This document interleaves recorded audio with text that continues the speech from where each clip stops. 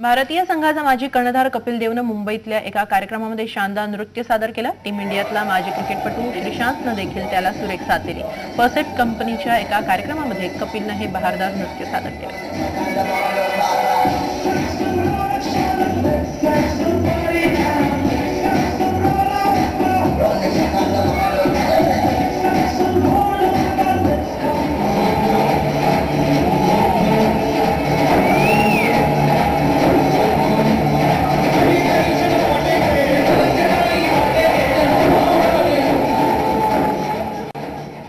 या बातमीपत्रात इथंच थांबतोय, मात्र थोड्याच वेळात सिरियल ब्लास्ट मध्ये भेटूया मधुरासह। पाहत राहा झी 24।